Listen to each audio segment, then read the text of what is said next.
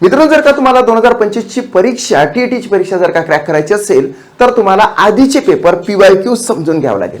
आता आपण काय करतो की 2013 पासून तो 2024 पर्यंतचे पेपर घेऊन बसतो। त्याच्यामधले 2013 पासून तो 2021 पर्यंतचे पेपर हे सारखे असल्यासारखे होते, मात्र 2024 चा पेपर हा थोडासा मॅथमॅटिक्सचा वेगळा होता। मॅथमॅटिक्स मध्ये 30 प्रश्न येतात, 15 प्रश्न हे पीवायक्यू शी रिलेटेड होते आणि 15 प्रश्न जे आहे तर ते वेगळे होते। आपण एक प्रश्न त्यातलाच टार्गेट केलेला आहे ह्या 2024 च्या पेपर मधला।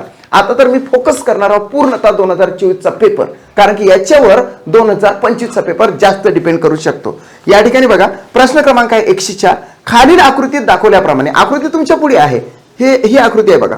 या ठिकाणी खालील आकृतीत दाखवल्याप्रमाणे न रंगवलेला भाग म्हणजेच काय, अरेखांकित भाग जो ब्लँक असतो तो दर्शवणारा अपूर्णांक पर्यायामधून काढा। अतिशय सोपा असा प्रश्न आहे, कारण की फ्रॅक्शनशी रिलेटेड आहे। या ठिकाणी सर्वप्रथम आपण काय करायचं की एकूण किती भाग आहेत, एकूण किती भाग आहे इथं जर आपण रेखांकित पासून जर मोजले तर 1 2 3 4 5 6 7 आणि त्याच्यानंतर हे 8 आणि 9 एकूण रेखांकित भाग, एकूण भाग किती येतात तर 9 येतात। मित्रांनो 9 काय लिहायचे, असे खाली लिहायचे, त्याच्या डोक्यावर अशी रेष लिहायची।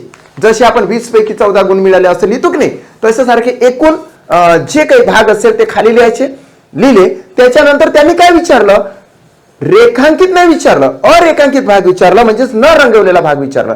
न रंगवलेले भाग किती आहे तिथे फक्त 2च आहे ना, न रंगवलेले भाग किती आहे या ठिकाणी तर 2 आहे, फक्त 2, म्हणून या ठिकाणी त्याच्या डोक्यावर टाकला 2, म्हणजे 2/9 असं त्याचा राईट आन्सर येते। ऑप्शन क्रमांक 1 3/7, ऑप्शन क्रमांक 2 1/4, ऑप्शन क्रमांक 3 3/4 आणि ऑप्शन क्रमांक 4 2/9 प्रॉपर आन्सर येते मित्रांनो 2/9। यासारखे बरेचसे प्रश्न मी तुमच्यासाठी घेऊन येतोय। माझी टेस्ट सिरीज आहे, त्या टेस्ट सिरीजच्या माध्यमातून तुमच्यापर्यंत ते पोहोचवतो। सो जॉइन माय टेस्ट सिरीज, आणि हा जर का तुम्हाला व्हिडिओ आवडला असेल तर आपल्या मित्रांपर्यंत जरूर शेअर करा, आणि सोबतच एक सांगतो की व्हिडिओला लाईक करत चला आणि चॅनलला सबस्क्राईब करा। थँक्स।